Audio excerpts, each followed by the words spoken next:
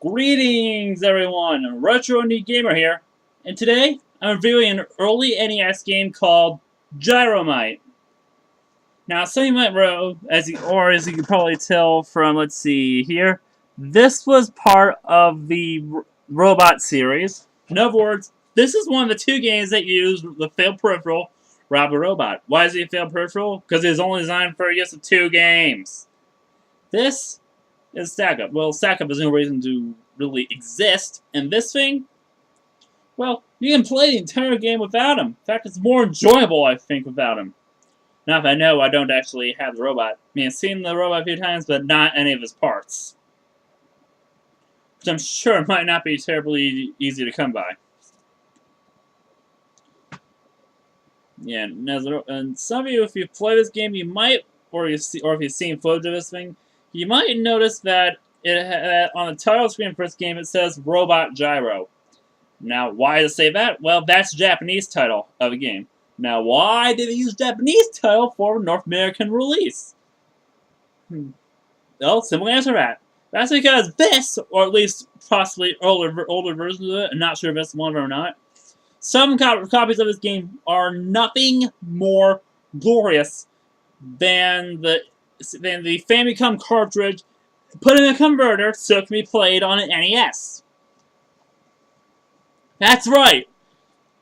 Yes, and some of you, the NES has a, the NES, it had a 72-pin connector for connecting cartridges to the console to play them, while the Japanese version, the Famicom, had 60 pins.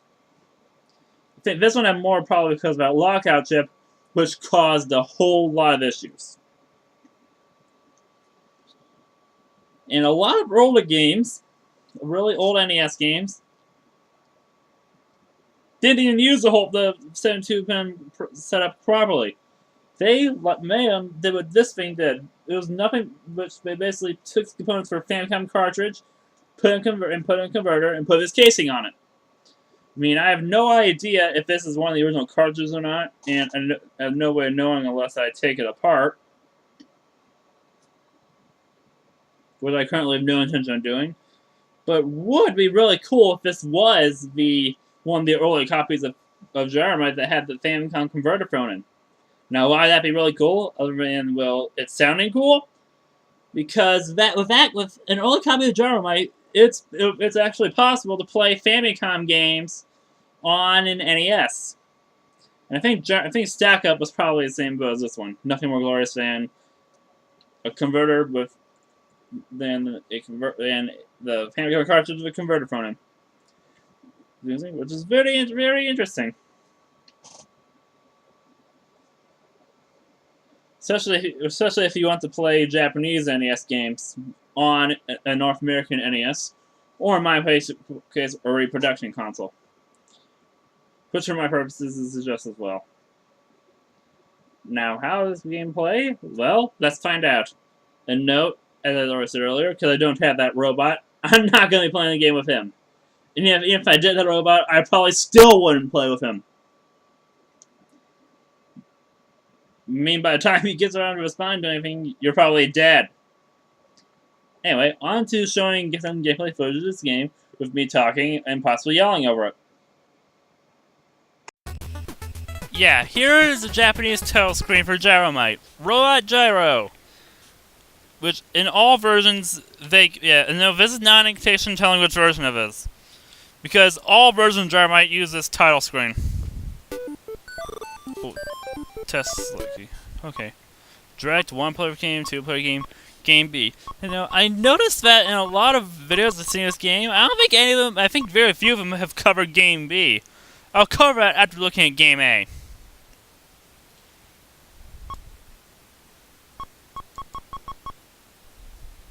Oh, you can select your phase.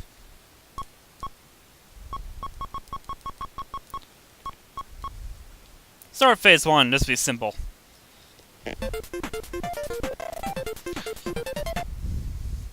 Now, this game is a little awkward to play with controllers.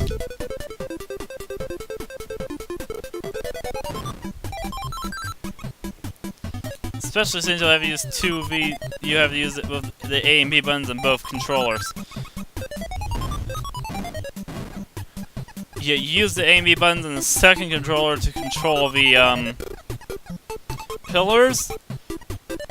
B button for red, blue button for blue. I mean B button for no, A button for blue. And on the first player's controller, you use the same buttons to control the professors picking up ashes. You use the control pad in player 1 to control them. I mean, if you find a way to map the controllers to different buttons, to match the button to remap the controls, it's a bit more beneficial, but it's really only a minor problem. It really adds to the puzzle-making aspects. He jumped off! Idiot! Oh wait, I just did the same thing. I have no room to say anything. Let's see, it's taking Gyromite. Dynamite, not Gyromite. Taking this. That was too easy. Okay, now I'm jinxing the game. Why do all the professor's lives look like footballs? Seriously, they look like footballs! Oh well, that could probably be nothing more than limits of the NES, of an NES cartridge.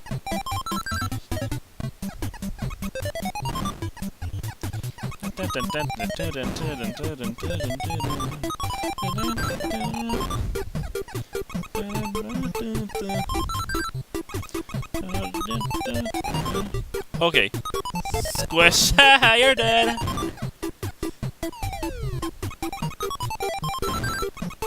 Nah, you're dead.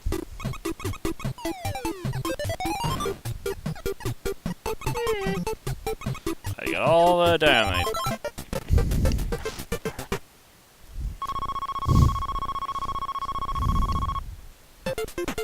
Here comes the football-headed professors again. Okay, I can imagine playing this with the robot. I can imagine it being a real torture to play this thing with the robot. And that's being nice!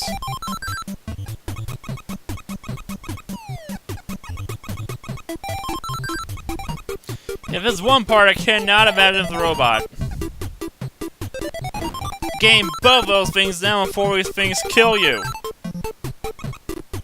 Go away, go away, go away. Good, it's going the other way.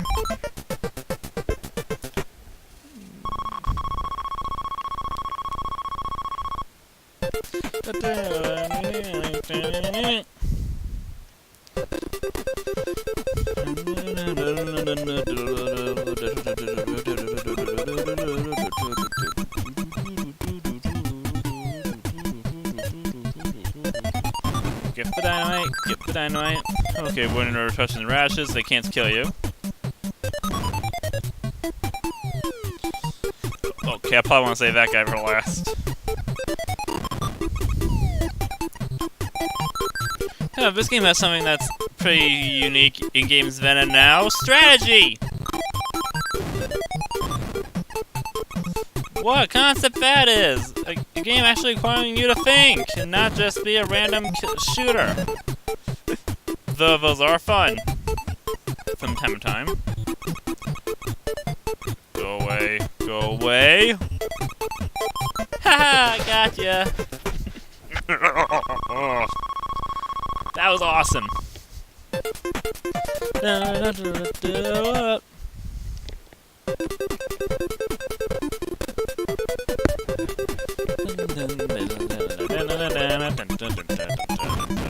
Wait, wrong button. Taking all the dynamite. I keep wanting to say Gyromite. That's the name of the game, not the name of that stuff. That's though it might be. I mean, games haven't known for weird names before. Wait. Good, he took the radish.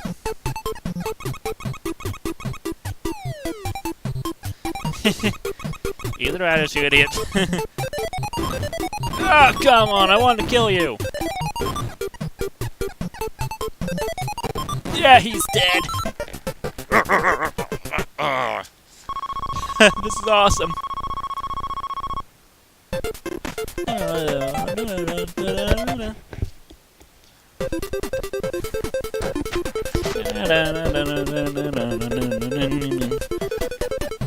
Okay.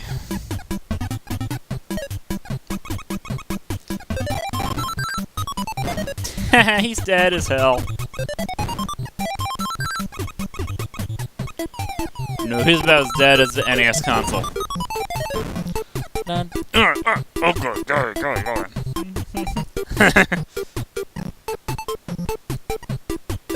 Crush.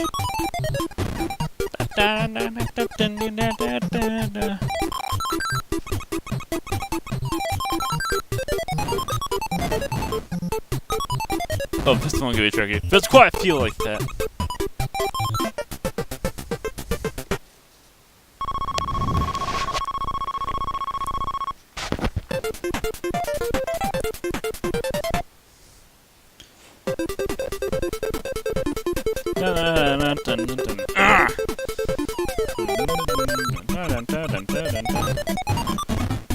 Good.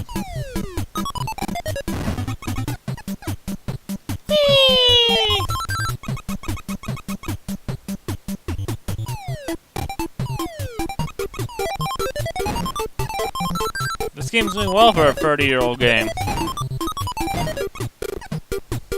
At least I think it's almost 30, maybe. Yeah, I'm not sure when it came out in Japan.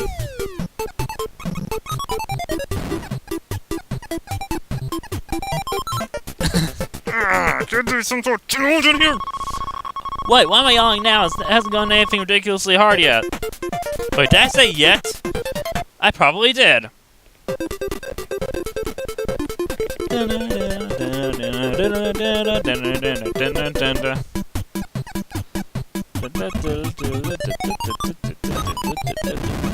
Walk in there, you little idiot. No!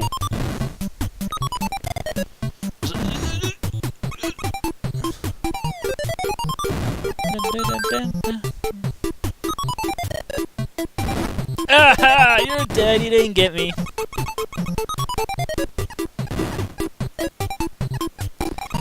Now I'll get this little piece of dynamite. This little dynamite.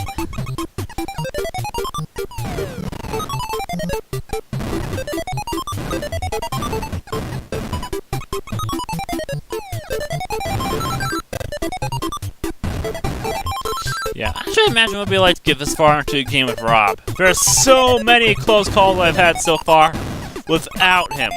With him, I'd probably be dead by now.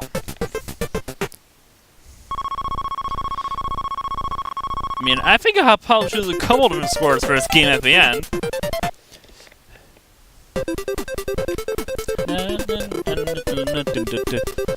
Yeah, this definitely has a sense of being a gimmicky game all over it.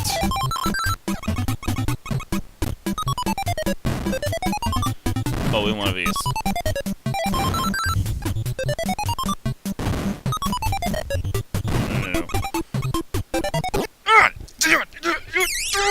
Stupid dinosaur thingy! Whatever hell was that? Oh, okay. I won't let myself get trapped like that again.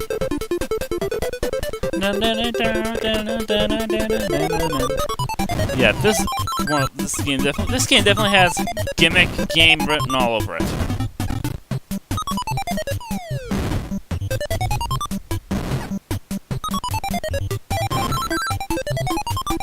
Yeah, gimmick games are ones that seem to have no purpose other than to show off a certain technology.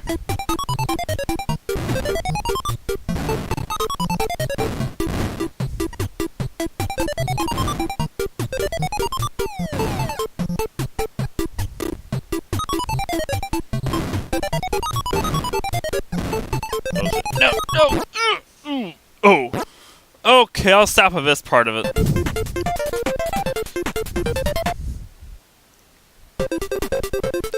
Let's see if this will way back to the title screen without resetting the game, which I don't want to do.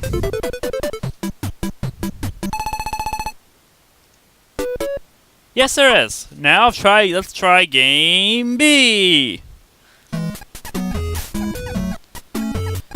Oh, this one's interesting. Yeah, he had to direct the professor's path. Val complains that he goes way too slow. I guess that this one was one that was definitely designed for Rob. Da, da, da.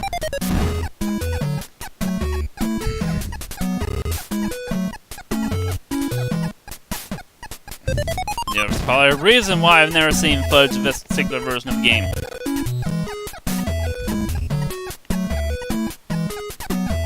He moves really slow. Yeah, one of this game's main problems is that it can get way too repetitive. It actually makes sense, given that this thing was meant basically to show off that robot. Before until I got hooked on actual good games.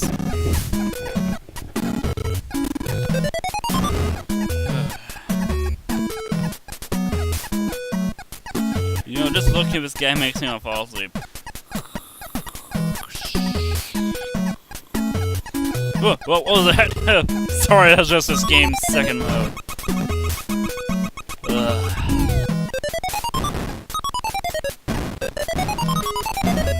You know, I'm gonna call it quits here before I really do fall asleep.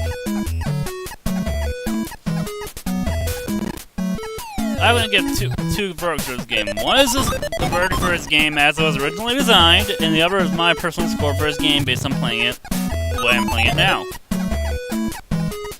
With Rob, this game would probably get like a, I don't know, 4 out of 10, because with him it's barely playable. However, without him, it's definitely far more playable.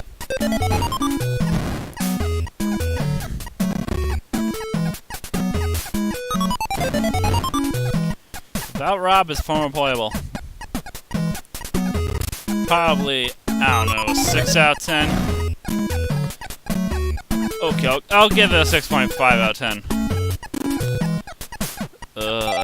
This is Gyromite for the NES. Final verdict, 6.5 out of 10.